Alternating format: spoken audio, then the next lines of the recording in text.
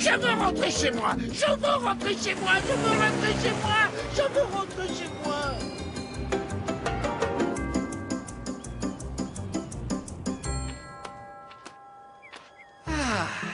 Le grand air.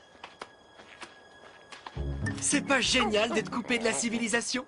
Pas de voiture, pas de téléphone, simplement nous et Dame Nature. Bah, Dame Nature, elle a aucun sens de l'humour.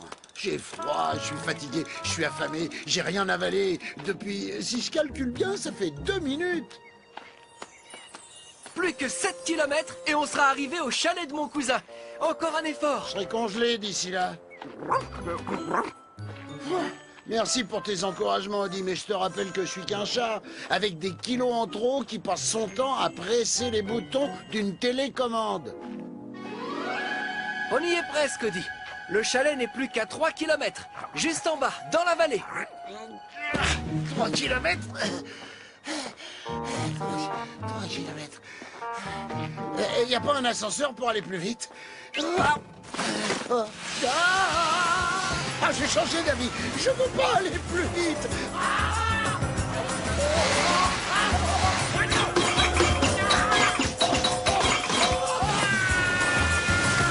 Je veux rentrer chez moi. Je suis coincé. Comment il fait le Père Noël? Il est plus gros que moi. Fantastique.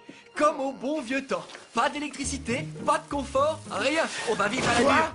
Tu veux dire pas de frigo, pas de four et pas de télé? Mais on va devoir vivre comme des animaux? Et maintenant, on va sortir se dégourdir les jambes. Eh bien moi, je vais nulle part. Et fermez la porte, s'il vous plaît. On gèle ici.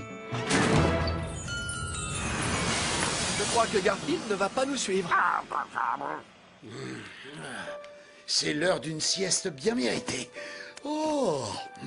Alors que John et Odie étaient sortis prendre l'air, Garfield était resté au chalet pour reposer ses muscles engourdis. Qui a dit ça? C'est moi. Je suis ton narrateur. Je viens d'arriver dans l'histoire. Pourquoi? J'en sais rien, moi. C'est écrit dans le scénario. Retourne à ta sieste. Très bien, mais parle plus doucement, je veux dormir. Excuse-moi, Garfield. Où en étais-je? Ah oui. Alors que Garfield se reposait au chalet, John et Odie se dégourdissaient les jambes. C'est la vie, alors reprends le... Maintenant, non! Elle va te vider la tête. Allez, on bouge tous notre corps. Les plus jeunes comme les seniors. Quand le monde est trop morose, danser repeint tout en rose. Pas besoin d'être un bon danseur pour bouger avec bonheur. On m'ouvre les pieds, le popotin. Faire la fête, ça fait du bien. Bouge en cadence, c'est ça la danse. Ça fait du bien à ton moral. Et c'est déjà pas si mal. Pourquoi je tombe de froid? Parce que tu n'as pas surveillé le feu, espèce de fainéant. C'est écrit dans le scénario que le narrateur est désagréable? Ce n'est pas ma faute. Je n'ai pas écrit les dialogues. Tu dois savoir que cette histoire va connaître un premier rebondissement. Alors prépare-toi. Bonne chance. Un rebondissement? Bonne chance? Oh non! Paddy le farfadet. Le rebondissement. Si je m'attendais. Eh ben salut Garfield! Je suis désolé de te déranger. J'étais en route pour Tahiti, mais je comprends pas à quel moment je me suis trompé de chemin. Tahiti? Oh, j'aimerais tellement y être. Oh non, d'un trèfle à 6 feuilles, je comprends pourquoi. Tu veux venir à Tahiti avec moi, l'ami? Oui, je viens. Oh, merci, mais je peux pas, Paddy. Si je m'en vais, John va se faire un sang d'encre et ça va lui gâcher toutes ses vacances. Je peux pas lui faire ça. Oh, d'accord. Comme tu veux. Salut, l'ami. Mais si tu changes d'avis, tu ouvres cette porte et tu prononces mon nom 3 fois.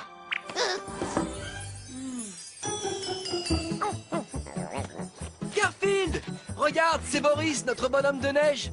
Moi, j'ai faim. Oh, ne t'inquiète pas. Avec Odie, on est allé pêcher. Et tiens-toi bien, on a attrapé quelque chose. T'as pêché des épinards en boîte? Bon appétit.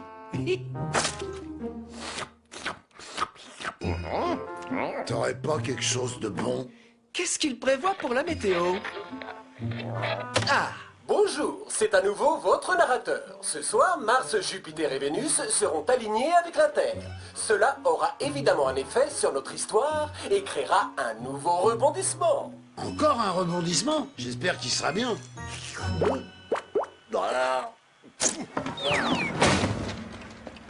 Berk, berk, berk. Regarde! Mars, Vénus et Jupiter parfaitement alignés! C'est vraiment magnifique! Oh, J'attends toujours le rebondissement. Peut-être qu'il y aura des lasagnes?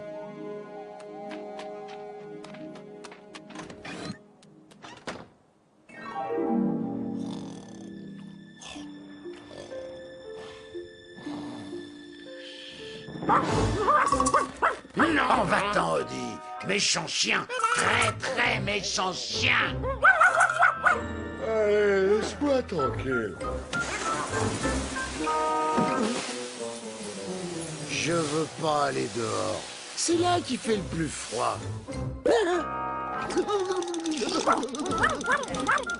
Quoi? Mais qu'est-ce qui se passe?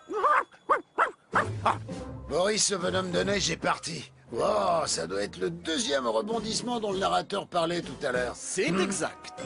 Inattendu, n'est-ce pas? Les scénaristes ont vraiment fait preuve d'imagination.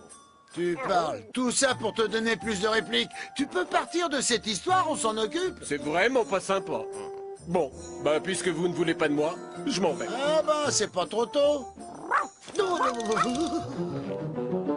Bon, Odie, on va suivre les traces du bonhomme de neige.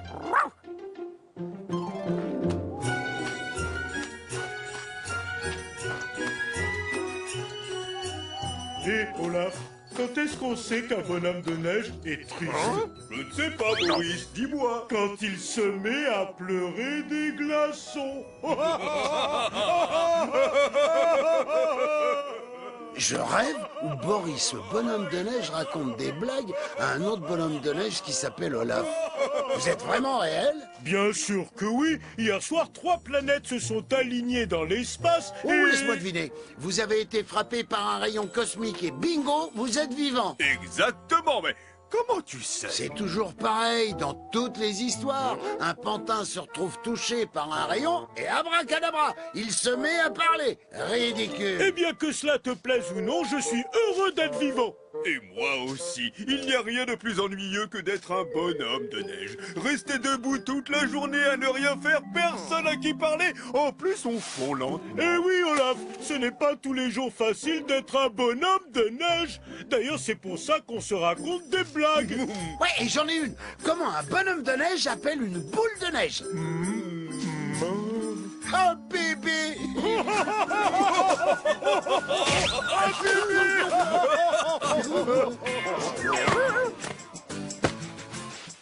À propos de boules de neige, attrape ça. J'espère qu'un lapin va te manger le nez. Joli, Olaf.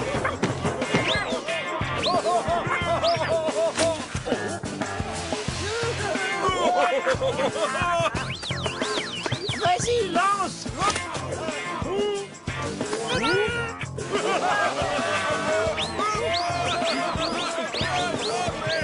Oh, quelle semaine. On a bien rigolé.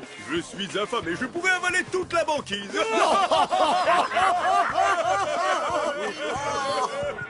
Bon, bah, bonne nuit et à demain. Bonne nuit et restez au chaud. Bonne nuit et restez au froid. L'hiver est terminé, les amis. La température va remonter à toute vitesse. C'est l'heure de ranger les skis et de rentrer. et c'est exactement ce qu'on va faire. Garfield, Odie, on s'en va. D'accord. Mais je dois quand même dire au revoir à Boris et Olaf. Eh, les amis, on s'en va. On a passé des super vacances. On se revoit l'année prochaine. On aimerait bien, mais on sera fondus. Dans quelques jours, on sera plus que des flaques d'eau. Oh non, ça c'est trop triste. Cette histoire peut pas finir mal, n'est-ce pas? Allez, juste une petite seconde. Je reviens tout de suite. Odie, Garfield, on y va. Nous attends pas, on te rattrapera. Paddy, Paddy, Paddy. Hop là. Oh, salut l'ami. Dis donc, t'as changé d'avis? Tu veux que je t'emmène à Tahiti? Pas vraiment. Tu m'avais dit qu'avec les tunnels secrets des Farfadets, on pouvait aller partout, c'est ça? C'est exactement ça. Grâce à eux, les farfadets, bah, ils peuvent se balader sur toute la planète. Ouais. Dis donc, j'ai un petit service à te demander. Oh, l'ami, dis donc, sacré service. Mais d'accord, j'accepte. C'est bien parce que c'est toi. Montez. Oui, alors. Le chaudron vole grâce à la magie des farfadets. Nous arriverons à notre destination dans quelques petites secondes. Merci pour tout, Garfield. À bientôt, les amis. Hé, envoyez-nous une carte postale. On fera ça, allez.